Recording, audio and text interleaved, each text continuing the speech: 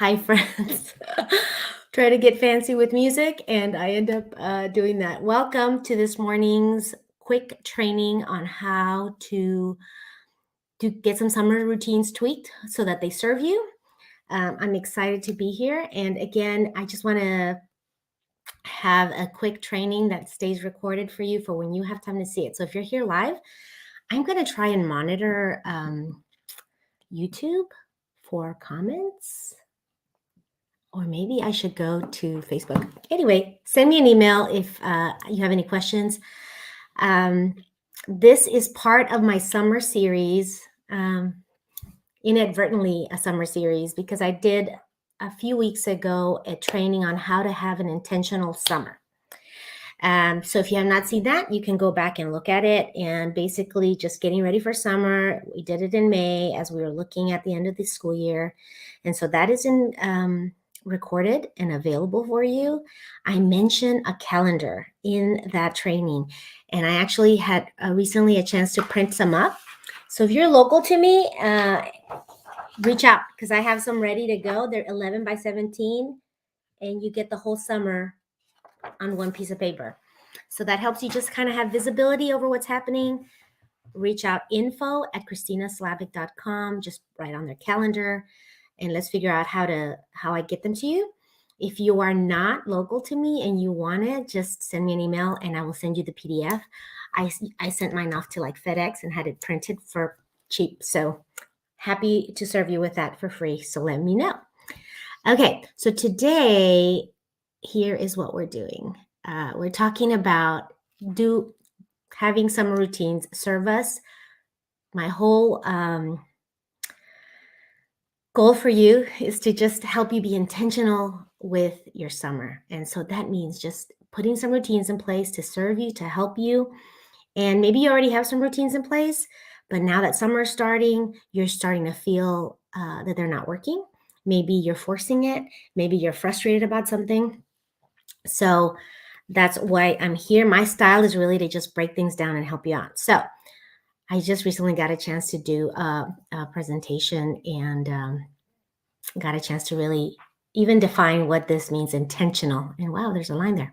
Anyway, intentional really just means that we're doing stuff on purpose, that we're deliberate, we're making choices that are reflecting what's important to us. And so again, as we enter summer, be intentional about what you're doing, okay? I want to help you not be overwhelmed. And so my style is to just break things down and give you a framework. I'm a faith-centered time management and productivity coach. And that just means that I want to help you get the right things done, not just get more stuff done. You're not a machine. I'm not trying to get you to just pump out more stuff. I want you to do the right things. And so today is a quick framework that is going to be simple, but not easy. It's going to take you some time. It's going to take some reflection. So I just encourage you to, if you're watching this, you want to pause at each step. It's not hard. It's not complicated, but it does take some intentionality. So thank you for watching this, and I'm glad you're here. Okay. Today, again, we're looking at routines. And so first step is just picking the routine that you want to tweak. You have to start somewhere. You have to pick what is not working. Sometimes the choice is easy and it's glaring that you need to tackle something. There's a pain point. There's a frustration. Maybe you're waking up and trying to do the normal routine that you're used to doing during the school year, and your kids wake up at a different time. You obviously don't have the same goal of getting to school. So then you're also maybe frustrated by that. Maybe at dinner, you now want to start including them as you're training them on how to make some meals. So dinner prep takes longer. Maybe you're doing new recipes and trying new things. And so again, those are different. Maybe you're even meal planning is different because you're, again, not running to practices or games. Summers are busy, yes, but in a different way. So you are maybe just looking at things differently. So whatever routine you had before that is not working, maybe just brainstorm and then pick one. Which one are you going to work on? Which routine needs your attention? Again, pain and frustration are usually really good indicators. Okay, once you decide what you're going to work on, your second step is to decide how you want to feel. Typically, routines are a transition device, right? Where you are um, trying to transition again from waking up time to getting out the door for school, or to settling in for a meal, or to ending your day to go to sleep, or ending your work day to get home. So, how do you want to feel because of this routine? Do you want to have, again, ready for the day? Do you want to be ready to engage with your family once you get home from work? Do you want to feel like you have everything you need to make any meal that's like on your rotation? So you want to stock your pantry and so have a few things ready to go. You want to just feel ready and not frazzled, not overwhelmed. How do you want to feel? Just identify that because that's going to help you filter out the steps that are next. So you know what you're working on, how you want to feel because of this routine. And your third step is to really just pay attention and notice what are you doing right now. Maybe you already have a routine that you were working on or that you were working through, and you sort of already have those steps, just write them down. Maybe start realizing this is the piece that's making me frustrated. This is the step where I'm a little annoyed that this is not happening well. Maybe you don't have a routine. Just start retracing your steps. You know how when you lose something and someone tells you, well, retrace your steps, you can sit and imagine yourself going through that routine. What do? Document your current actions. You want to have a current location. This is kind of how I talk about when you have a goal and you have a destination, right? We talked about that's the routine, how you want to feel. Now, this is your reality. How are you going to get from here, this current reality, to how you want to feel? Okay. You want this kind of destination, current location. So you have the path. Um, so document your current actions. And then you are going to design a new routine based on what you're seeing, how you want to feel. You're going to evaluate all the steps that you see and say things like, if I want to feel peaceful in the morning, then I probably shouldn't be reading email when I first get out of bed. I need to really have all input come from me, come from God, however you do your morning, and set aside social media, for example, until after breakfast or something. So that's part of it. You want to design this new routine, looking at what you're doing. Does it serve that feeling? Is it going to help you feel that feeling? And if it doesn't, uh, remove it. If it's something that needs to happen, just put it later in the day. If it's a daily routine, and then ask yourself what else needs to happen. What's not here? What's missing? What step is missing? So that I feel the way I want to feel after this routine, so that this routine accomplishes the goals that I have for it.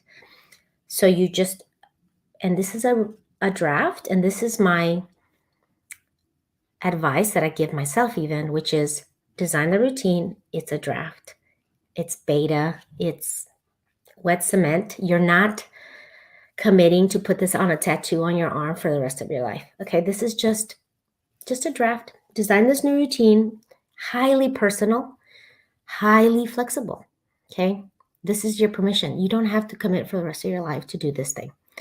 So you feel the way you want to feel. You are now looking at everything that is going to support that.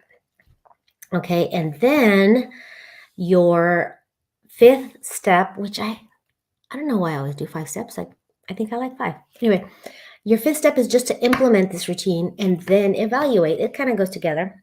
So you have your list. Let's say you put it on a Post-it note and you put it where you're going to see it. If it's a morning routine, maybe you put it on your mirror or you put it by the coffee maker, whatever helps you.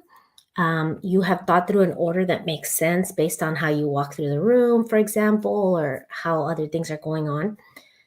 And you start following this routine that you designed for yourself. And at the end of the day or at the end of the routine, you can look back and say, did that work?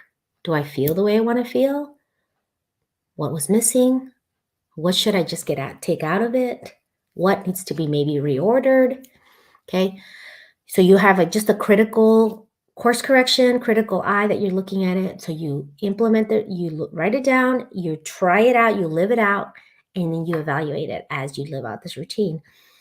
And then because it's not permanent and forever, and that you're not committing for the rest of your life to do this routine, the next time you do the routine, you try these new changes and you tweak little by little until you have one that works for you. And then you start doing it. And then that's what happens, right? It becomes just automatic, like getting in the shower, and you don't have to think about all the steps because you've done that so long that you don't have to think about, oh yeah, now I grab the shampoo. Okay, now I grab this. You don't think about it. You're in the shower, you just do the steps.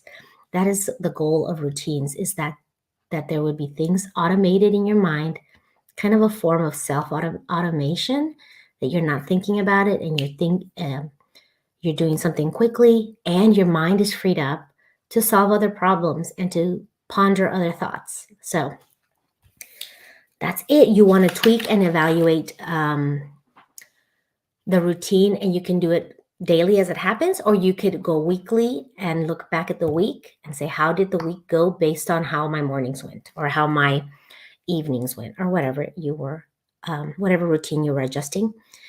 And that's really part of a weekly process that I help people go through. We celebrate wins, we celebrate progress, we just learn from how things went and what we need to add to our life, what we need to subtract. So I wanted to let you know, if you wanted to join this group of intentional people where we're talking about things like this, routines and making plans and preparing for interruptions and how to get back to work when we have been derailed by something, and how to think about the plans that we make for ourselves and yet still hold them up and say, okay, God, this is my plan, but if you want to change it up, they're yours. And just making plans, but having them, holding them in an open hand. So, anyway, the key, if you want to build habits that last, and I believe routines are habits that last, being intentional is a habit, looking at life with fresh eyes of saying, I can change my behavior to get different results. That's a habit.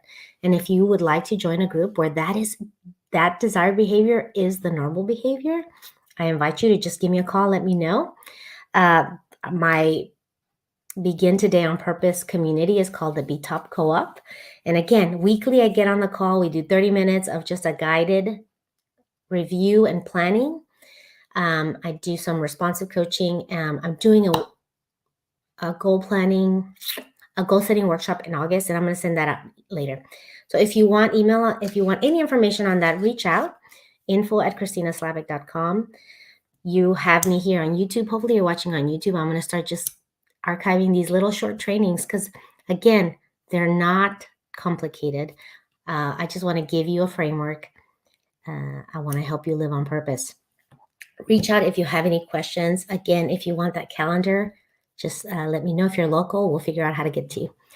But I think that's all I have. Thanks for watching. Let me know if I can serve you in any way. Have a great weekend.